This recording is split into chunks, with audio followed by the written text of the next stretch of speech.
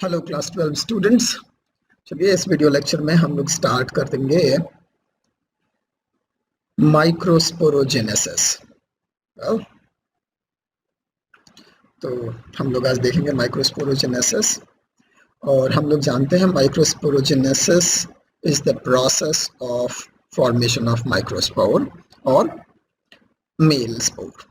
ठीक है, हमें ये भी पता है कि हमने पिछले क्लास में देखा था कि microsporogenesis occurs in the microsporophyll, है ना। और माइक्रोस्पोरोफिल के भी स्पेसिफिकली इन द एंथर, है ना। तो हम लोग एक टिपिकल एंथर यहाँ पे ड्रॉ कर रहे हैं और हम लोग देख रहे हैं कि जो एंथर है, एंथर के अंदर होता है स्पोरेंजियम या जिसको हम बोलते हैं pollen sac. So there are 4 pollen sacs in each dithecous anther, और हर एक पॉलन सैक या स्पोरेंजियम के अंदर आपका माइक्रोस्पोर का फॉर्मेशन होता है by the process of meiosis. ठीक है, तो इस प्रोसेस को बहुत अच्छे से समझने के लिए सबसे पहले हम लोग देखते हैं कि जो आपका पॉलन सैक है या जो स्पोरेंजियम है वो किसका बना हुआ है, कौन से सेल्स इसमें किस तरह से डिवाइड करके माइक्रोस्पोर का फॉर्मेशन करते हैं। ठीक है, तो लेट्स सी। ये देखिए, तो हमने एक स्पोरेंजियम ले लिया है और इस स्पोरेंजियम को मैं एनलार्ज करके बना देता हूँ so that we can see कि ये कौन कौन तरह के सेल्स के बने हुए हैं। करेक्ट, तो ये एक स्पोरेंजियम है और इसकी जो बाउंड्री होती है वो बनी होती है टैपेटल सेल्स की, यानी कि टैपेटम की। ठीक है, नाउ आपको याद दिला दूं कि जो टैपेटम का सेल्स है इसका ओरिजिन पेराइटल है ना। याद कीजिए, आर्किस्पोरियल सेल्स में डिवीजन हुआ था और आउटर जो सेल्स थे वो पेराइटल सेल्स बने थे और अंदर वाले स्पोरोजेनिक सेल्स बने थे। और जो पेराइटल सेल्स थे उन्हीं से आपका पूरा का पूरा एंथर वॉल बन रहा था, एक्सेप्ट एपिडर्मिस जिसमें कि एंडोथेसियम का लेयर था, मिडल लैमेला था, और तीसरे तरह का जो सेल्स था वो था टैपेटम सेल्स। तो ये जो टैपेटम सेल्स होते हैं ये ही आपका लाइन करते हैं या एक कैविटी का फॉर्मेशन करते हैं in the anther, and this cavity is called sporangium या माइक्रोस्पोरेंजियम, या हम इसको पॉलन सैक भी बोलते हैं। ये तीनों नाम इसी के हैं। स्पोरेंजियम एक जेनेरिक वर्ड है, स्पोरेंजियम दो तरह के हो सकते हैं, माइक्रोस्पोरेंजियम या मेगा स्पोरेंजियम, और माइक्रोस्पोरेंजियम का ही दूसरा नाम है पॉलन सैक, है ना, क्योंकि ये एक ऐसे सैक लाइक स्ट्रक्चर है जिसमें कि पॉलन ग्रेन्स का फॉर्मेशन होता है। ओके, तो देखिए, अगर क्वेश्चन पूछता है कि आपका पॉलन सैक या माइक्रोस्पोरेंजियम किस चीज से लाइंड होता है, so the answer would be tapetal cells या टैपेटम का, है ना। और ये टैपेटल सेल्स या जो टैपेटम होता है वो कॉलुमिनर सेल्स होते हैं। एक्चुअली इसमें भी 2 तरह के सेल्स होते हैं, but that we will discuss later. चलिए, तो ये आपका टैपेटम का बना हुआ एक पॉलन सैक है या माइक्रोस्पोरेंजियम है।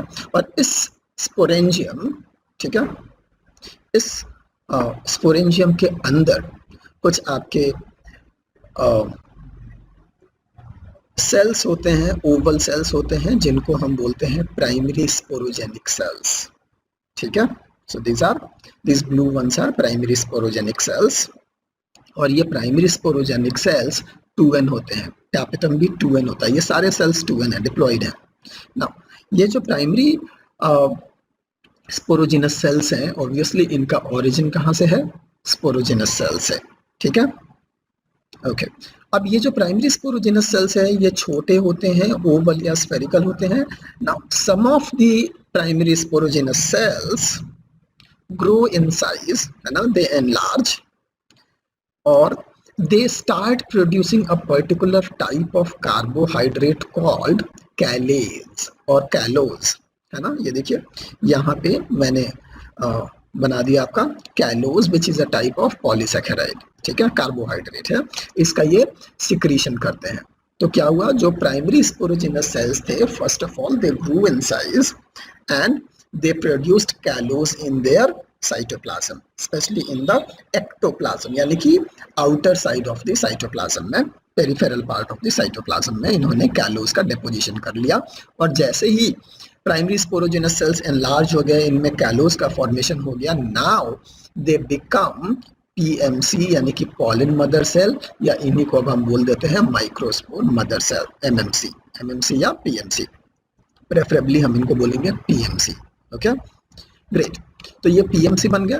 Now PMC undergoes the process of meiosis, यानी कि इनमें अब स्पेशल टाइप का सेल डिवीजन होगा, और वो स्पेशल टाइप का cell division is nothing but meiosis, यानी कि रिडक्शनल डिवीजन होगा।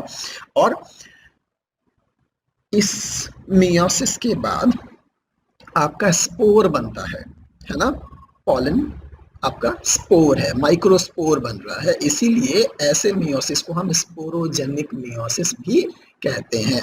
तो ये जो मियोसिस है, it is one of the type of meiosis that is also known as sporogenic meiosis. ठीक है, तो अब ये जो आपका पॉलन मदर सेल है जो कि 2n है, इसमें स्पोरोजेनिक मियोसिस होगा। और मियोसिस के बाद आपको मालूम है कि एक 2n मदर सेल से 4 हैप्लॉइड सेल्स बनते हैं, करेक्ट? So एक 2n mother cell will give rise to 4 haploid daughter cells। ठीक है, और यहाँ पे ये जो 4 डॉटर सेल्स बनेंगे, यानी कि जो 4 माइक्रोस्पोर्स बनेंगे, ये चारों हैप्लॉइड माइक्रोस्पोर्स आपस में कनेक्टेड रहते हैं, आपस में चिपके रहते हैं, they remain glued to each other, है ना।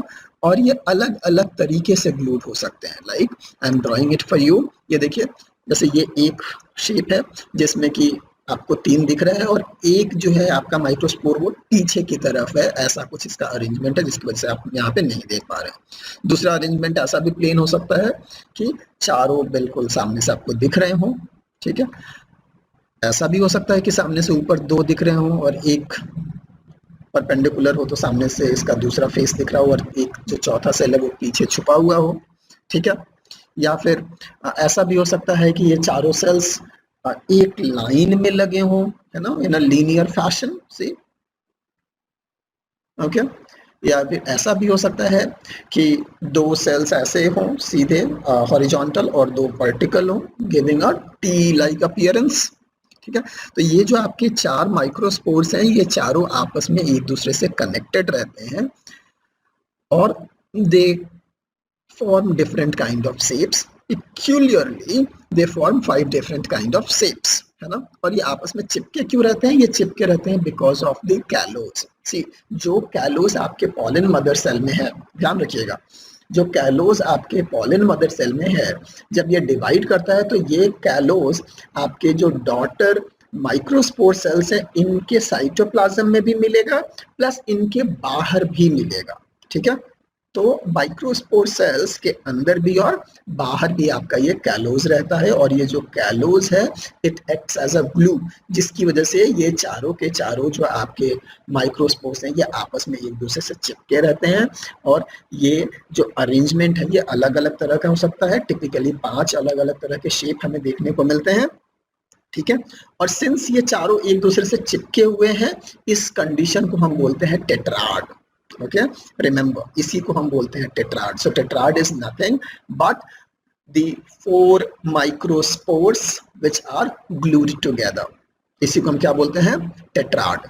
ओके, तो ये चारों जो टेट्राड के चारों माइक्रोस्पोर्स हैं, ये आपस में ग्लूड होते हैं with the help of callose. और ये कैलोज कहाँ से आ रहा है? फ्रॉम देयर मदर सेल, यानी कि पॉलिनस्पोर मदर सेल। ठीक है, तो ये यहाँ पे मैं आपके लिए कैलोज बना देता हूँ, हर सेल के अंदर भी और बाहर भी। तो ये जो बाहर का कैलोज है, उसकी वजह से ये चारों चिपके हुए हैं, करेक्ट? तो ये चिपक गए, और इनके अरेंजमेंट की वजह से they are getting a typical shape, और इन सबों का अलग अलग नाम है। Like this particular shape, the first one is called tetrahedral. ठीक है, तो इसको हम बोलते हैं tetrahedral. The other shape is called bilateral, इसको हम डेक्यूसेट कहते हैं।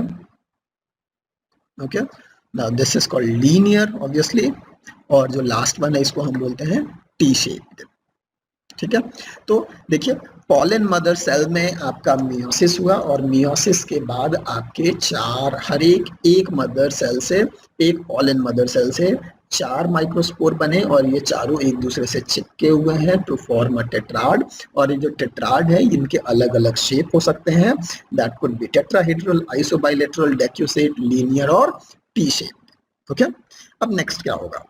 अब देखिए, ये जो आपके पॉलन मदर सेल से ये जो टेट्राड बना है, this tetrad is still inside this lumen, है ना, पॉलन सैक के अंदर है, और ये ल्यूमेन लाइंड किससे है, टैपेटम सेल से। अब टैपेटम सेल हेल्प करता है in the further growth and maturation of these microspores to become matured pollen grain। ठीक है, देखिए समझिए यहाँ पे कि जो टैपेटम है इसका मेन काम यही होता है कि ये आपके माइक्रोस्पोर के डेवलपमेंट एंड मैचुरेशन में हेल्प करता है, सो दैट हर एक माइक्रोस्पोर सेल फर्दर डेवलप कर जाए इन दी पॉलन ग्रेन, है ना, एंड देन पॉलन ग्रेन का पॉलिनेशन होता है। So let's see how that happens. अब देखिए ये जो टेट्राड है, टेट्राड तो आपस में 4 चिपके हुए हैं, विच इज नॉट गुड। तो सबसे पहला जो काम है इनके डेवलपमेंट में वो होता है कि इस टेट्राड के सेल्स को फ्री किया जाए, और फ्री करने के लिए आपको जो कैलोज बाहर से है उस कैलोज को हटाना पड़ेगा, और इसके लिए रिक्वायरमेंट होती है कैलेज एंजाइम की, है ना। तो कैलोज को जो एंजाइम डिग्रेड करता है उसको कैलेज बोलते हैं, and this callase enzyme is produced by the tapetal cells या सेल्स ऑफ टैपेटम। ठीक है, तो टैपेटम ने कैलेज एंजाइम प्रोड्यूस किया, और ये कैलेज एंजाइम आ गया ल्यूमेन में, और ल्यूमेन में ही टेट्राड्स हैं। Now this callase enzyme will break down the callose on the tetrad, और जिसकी वजह से टेट्राड के जो चारों माइक्रोस्पोर्स हैं ये क्या हो जाएंगे, फ्री हो जाएंगे, रिलीज्ड हो जाएंगे। ठीक है, तो कैलेज एंजाइम ने काम किया और ये आपका एक माइक्रोस्पोर बाहर आ गया, यानी कि हर एक माइक्रोस्पोर जो है वो अलग अलग हो गया। देखिए इसकी वजह से callase enzyme only acts on the callose present outside the tetrad, है ना। जो एक माइक्रोस्पोर के अंदर कैलोज है उस पे तो ये काम नहीं करेगा, क्योंकि ये एंजाइम सेल के अंदर एंटर नहीं कर रहा है। ठीक है, तो ये आपका माइक्रोस्पोर फ्री हो गया जो कि हैप्लॉइड है, लेकिन इसके अंदर अभी भी कैलोज है, इस चीज को याद रखिएगा। ठीक है, नेक्स्ट क्या होता है, अब ये जो पर्टिकुलर माइक्रोस्पोर है ये फर्दर डेवलप करता है, और ठीक है फर्दर डेवलप करता है और अपने चारों तरफ एक लेयर सिक्रीट करता है बाहर की तरफ, है ना, एक थिक लेयर सिक्रीट करता है, और इस लेयर को हम लोग इंटाइन कहते हैं। ठीक है, इस लेयर को क्या कहते हैं, इंटाइन। तो यहाँ पे मैं ग्रीन से ड्रॉ कर दे रहा हूँ, this layer is called intine.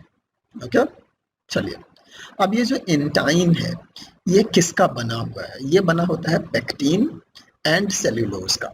ठीक है, so it is made up of pectin and cellulose. ठीक, चलिए अब ये जो पर्टिकुलर माइक्रोस्पोर सेल्स है जिसके चारों तरफ अभी इंटाइन आ गया है, नाउ इस सेल के ऊपर एक और चीज सिक्रीट की जाती है बाय द टैपेटम। अब देखिए जो टैपेटम सेल्स हैं, टैपेटम सेल्स कुछ ऐसे वेसिकल्स भी सिक्रीट करते हैं, सिक्रीटरी वेसिकल्स भी अपने बाहर सिक्रीट करते हैं इन दी पॉलन सैक, और इन बॉडीज को हम बोलते हैं यूबिस्ट बॉडी। इनको क्या बोले हमने, यूबिस्ट बॉडी, याद रखिएगा। ठीक है, और ये जो यूबिस्ट बॉडी है इसके अंदर एक स्पेशल केमिकल होता है जिसको हम बोलते हैं स्पोरोपोलेनिन। नाउ वेरी इंपॉर्टेंट, जो स्पोरोपोलेनिन है ये दुनिया का सबसे रोबस्ट मटेरियल है। ये एक पॉलीमेरिक कंपाउंड है जो कि बहुत ही रोबस्ट होता है, ये किसी केमिकल से, हीट से, एसिड से, किसी भी चीज से डिग्रेड नहीं होता है। ठीक है, इसीलिए स्पोरोपोलेनिन जो है ये जिस भी लेयर को बनाएगा, स्पेशली ये जो है एक पॉलन ग्रेन के बाहर का जो एक्साइन का लेयर होता है उसका फॉर्मेशन करता है, और एक्साइन बिकॉज ऑफ स्पोरोपोलेनिन दुनिया का टफेस्ट मटेरियल है ना, ये कभी नहीं टूटता। और इसीलिए जब हम पॉलन ग्रेन्स का फॉसिल्स हमें मिलता है तो उसमें हमें सिर्फ और सिर्फ क्या मिलता है, एक्साइन, जो कि स्पोरोपोलेनिन का बना हुआ है। तो जो माइक्रो फॉसिल्स हैं यानी कि फॉसिल्स ऑफ पॉलन ग्रेन्स, इनको हम माइक्रो फॉसिल्स भी कहते हैं। तो ये माइक्रो फॉसिल्स जो होते हैं वो स्पेशली स्पोरोपोलेनिन के होते हैं, या फिर हम ऐसा भी कह सकते हैं कि अगर स्पोरोपोलेनिन नहीं होता तो हमें माइक्रो फॉसिलाइजेशन भी नहीं मिलता।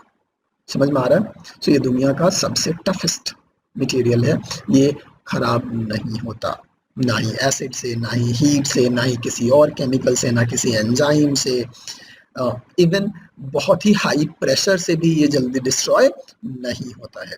सो स्पोरोपोलिनिन इज वेरी टफ। और ये स्पोरोपोलिनिन क्या करता है, ये जो आपका इंटाइन है, इंटाइन के ऊपर एक और लेयर का फॉर्मेशन करता है ना। चलिए यहाँ पे एक और हम बना रहे हैं। तो ये आपका माइक्रोस्पोर है, उसके अंदर हमने आपका कैलोस बना दिया, बाहर से हमने इंटाइन बना दिया, और इंटाइन के बाहर एक और लेयर सिक्रीट कर दी गई, बना दी गई, जो कि स्पोरोपोलिनिन की है। और याद रखिए इस लेयर को हम बोलते हैं एक्साइन। एंड नेक्स्ट, ये जो आपका लेयर है एक्साइन का, ये कंटिन्यूअस नहीं है, ये कहीं कहीं पे इसमें गैप्स हैं, है ना। और आगे हम बात करेंगे, इन गैप्स को हम बोलते हैं जर्म पोर। ओके, सो ये आपका स्पोरोपोलिनिन ने क्या बना दिया, एक्साइन। और ये जो एक्साइन है, सी इसको मैंने स्मूथ नहीं बनाया, इसको जानबूझ करके मैंने स्पाइक ही बनाया है, ठीक है। क्योंकि ये जो स्ट्रक्चर बनता है एक्साइन स्पोरोपोलिनिन से, ये स्मूथ नहीं होता है, ये पॉइंटेड या फिर अलग यूनिक शेप्स के होते हैं। हर एक स्पीसीज का जो पॉलन होता है, उस पॉलन के ऊपर जो एक्साइन की लेयर होती है, उसके ऊपर का जो पैटर्न होता है वो स्पेसिफिक होता है, ठीक है। और यही पैटर्न को देख करके हम पता लगा सकते हैं कि ये पर्टिकुलर जो माइक्रोफॉसिल है या जो पॉलन का फॉसिल है वो किस प्लांट का है। Okay, so this is very unique. चलिए, ठीक है। तो ये आपका स्पोरोपोलिनिन से एक्साइन बन गया, which is outer most layer of a pollen grain, और ये बड़ा टफ होता है, ठीक है। नॉट ओनली दिस, एक और चीज होती है, अगर आपने देखा होगा किसी भी पॉलन ग्रेन को, तो pollen grains are yellow dusty particles, right. तो ये जो आपका गोल्डन येलो कलर आ रहा है, ये कहाँ से आ रहा है, ये गोल्डन येलो कलर आता है बिकॉज ऑफ पॉलन कीट, है ना। उसके बारे में हम बात करेंगे। उससे पहले एक और चीज देखिए कि ये जो आपका पूरा का पूरा पॉलन डेवलपमेंट हो रहा है, इस डेवलपमेंट में ना ही सिर्फ बाहर से प्रोटेक्टिव लेयर्स ऐड किए जाते हैं, बल्कि अंदर का जो आपका माइक्रोस्पोर सेल है, इसमें भी डिवीजन होता है। और यहाँ पे जो डिवीजन होता है, ये इस बार माइटोसिस होगा, और ये अनइक्वल माइटोसिस होगा, जिसकी वजह से दो सेल्स बनेंगे और दोनों इक्वल नहीं होंगे, एक बड़ा सेल बनेगा और एक छोटा सेल बनेगा, ठीक है। तो जो बड़ा सेल बना है, जो ऊपर की तरफ है, ये रहा, ये जो बड़ा सेल है, इसको हम बोलते हैं वेजिटेटिव सेल, और ये जो छोटा सेल है, जिसका यहाँ पे एक न्यूक्लियस है, इसको हम बोलते हैं जेनरेटिव सेल। तो अब क्या हुआ है, आपका जो माइक्रोस्पोर है उसमें अनइक्वल माइटोसिस हुआ, जिसकी वजह से एक larger vegetative cell and smaller generative cell का फॉर्मेशन होता है। नॉट ओनली दिस, इन दोनों सेल्स के अंदर आपका कैलोज है और बाहर भी कैलोज की लेयर होती है ना। बिकॉज यहाँ पे एक वैक्यूल का फॉर्मेशन हुआ है इन द वेजिटेटिव सेल, वो एक सक्शन प्रेशर लगाता है कैलोज के भी हेल्प से, जिसकी वजह से जो पूरा का पूरा जेनरेटिव सेल है वो सकअप कर लिया जाता है इन द वेजिटेटिव सेल, है ना। तो आपका जेनरेटिव सेल वेजिटेटिव सेल के अंदर चला जाता है। So cell within a cell वाला कंडीशन यहाँ पे डेवलप हो जाता है, ठीक है। उसके अलावा इस पूरे वेजिटेटिव सेल के बाहर आपका जो इंटाइन का लेयर है वो इंटैक्ट रहेगा, वैसे ही एक्साइन होगा, है ना। और एक्साइन कंटिन्यूअस नहीं होगा, उसमें जर्म पोल्स होंगे। साथ में क्या होगा कि ये जो आपका टैपेटम है, टैपेटम एक और चीज का सिक्रीशन करता है, जिसको हम बोलते हैं पॉलन किट, है ना। और ये जो पॉलन किट है, इसमें कुछ गोल्डन येलो कलर के कंपाउंड्स होते हैं, जो कि आकर के एक्साइन के ऊपर चिपक जाते हैं, जिसकी वजह से आपका जो पॉलन ग्रेन का कैरेक्टरिस्टिक गोल्डन येलो कलर होता है वो मिलता है, ठीक है। सो फाइनली पॉलन किट आया और ये ठीक है, तो ये आपका पॉलन बन जाता है। अब हम लोग देखते हैं कुछ और चीजें, जैसे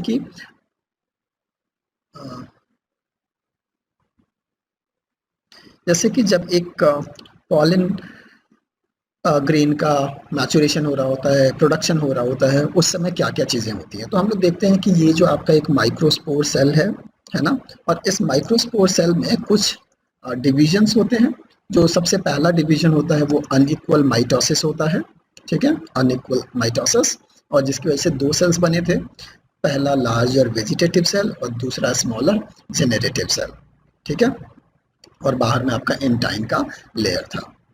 इसके अलावा हम लोग कई बार देखते हैं कि इसके बाद एक और डिवीजन हो भी सकता है और नहीं भी हो सकता है, ठीक है। अगर नहीं होता है तो ये जो स्टेज है that is two celled stage, ये पॉलन बन गया और इस पॉलन में सिर्फ 2 सेल हैं, इसीलिए हम इसको two celled stage of pollen grain कहते हैं। इसके बाद अगर एक और डिवीजन होता है तो ये डिवीजन भी माइटोसिस होगा और ये इक्वल होगा, ठीक है,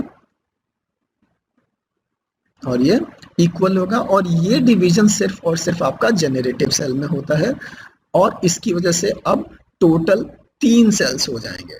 रिमेंबर, जेनरेटिव वेजिटेटिव सेल में नहीं हो रहा डिवीजन तो वो एज इट इज रह जाएगा और जेनरेटिव सेल में इक्वल डिवीजन होगा तो और 2 नए सेल्स बन जाएंगे, है ना।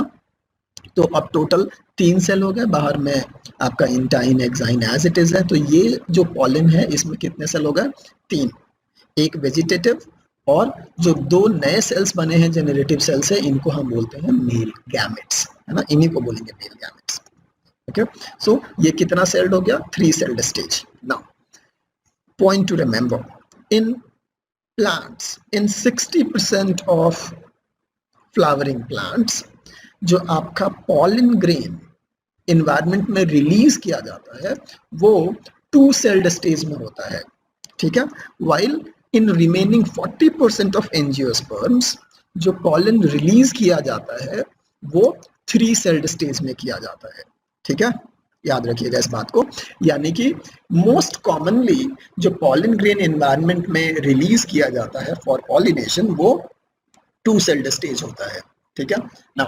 2 सेल्ड पॉलन हो या 3 सेल्ड पॉलन हो, अल्टीमेटली हम लोग देखेंगे आगे कि आफ्टर पॉलिनेशन आपका अगर 2 सेल्ड पॉलन है तो उसमें भी ये इक्वल माइटोसिस होगा, 3 सेल्ड बनेंगे और फिर फर्दर जो है वो आपका स्टेप्स होंगे टुवर्ड्स द फर्टिलाइजेशन। अगर 3 सेल्ड है तो फर्दर आपका कोई डिवीजन होने की जरूरत नहीं है।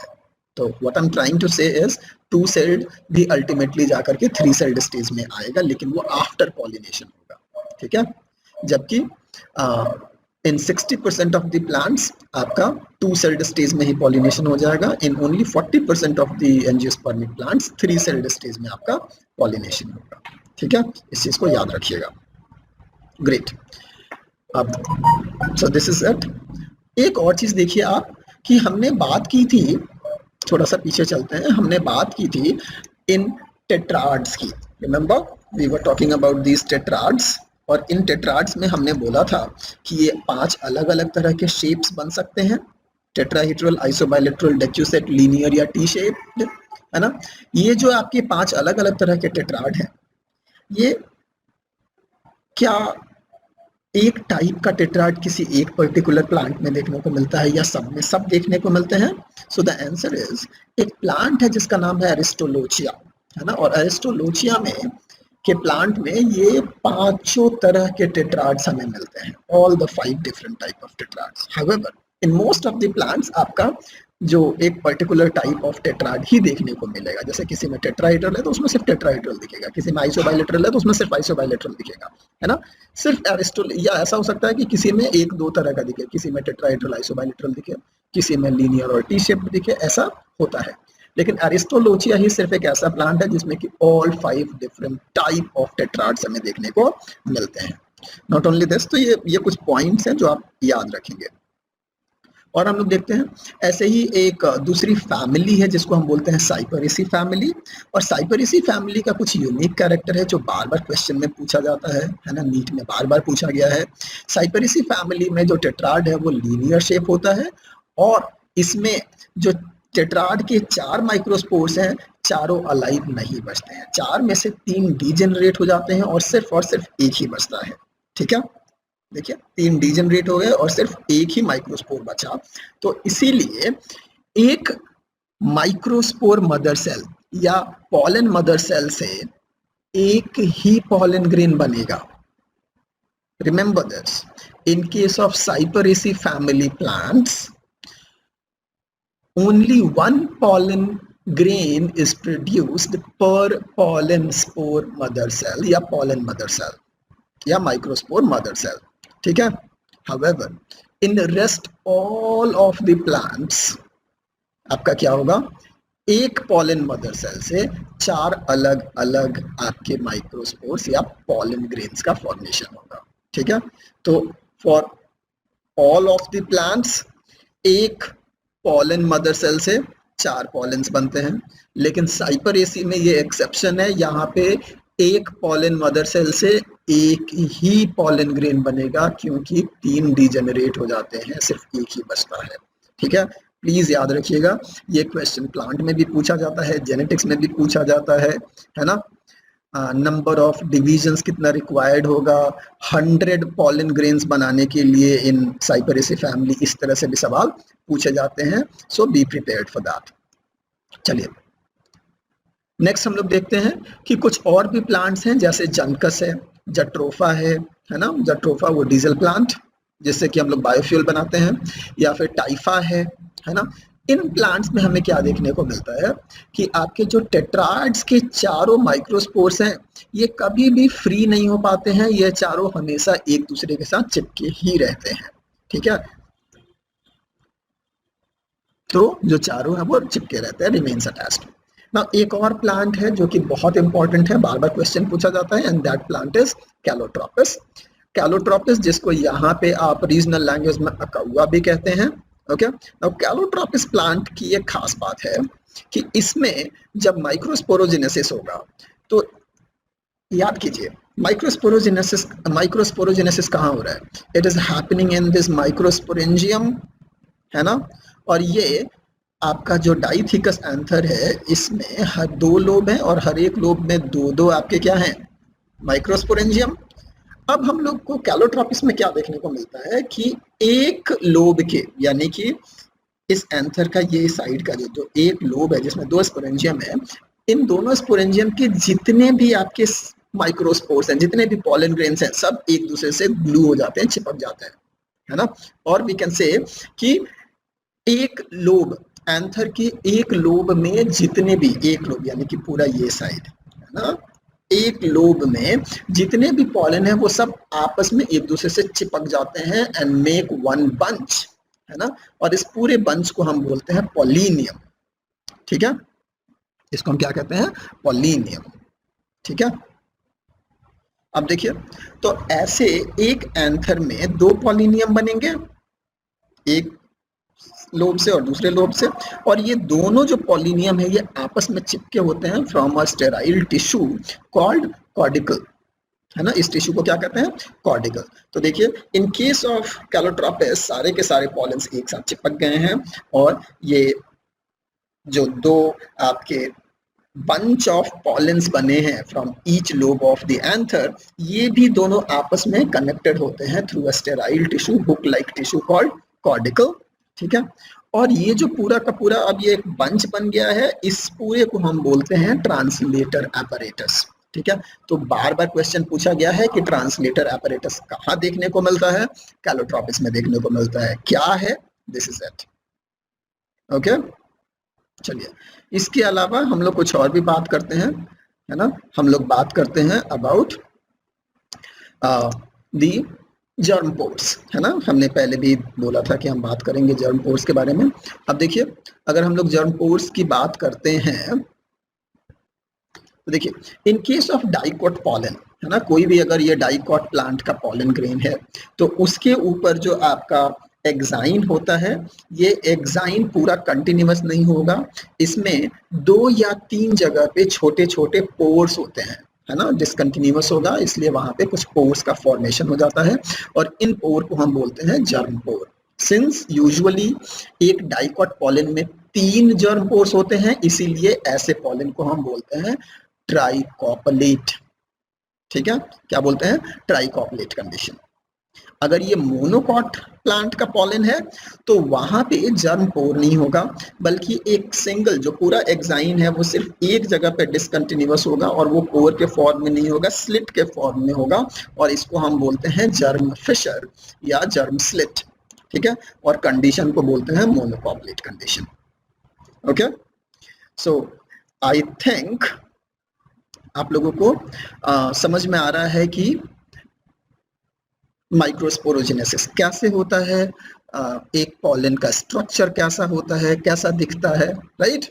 Very well, not only this, एक और चीज मैं आप लोग को बता दूं यहाँ पे कि आपका जो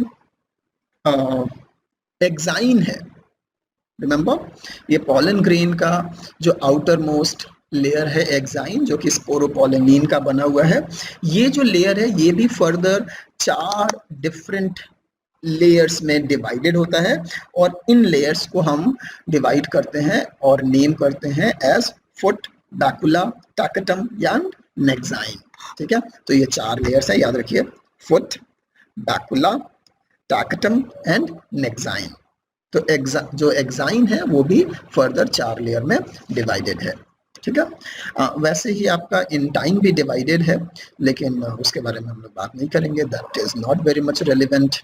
ठीक है, सो दिस इज इट। आज के क्लास में हमने देखा microsporogenesis and structure of pollen grain, है ना।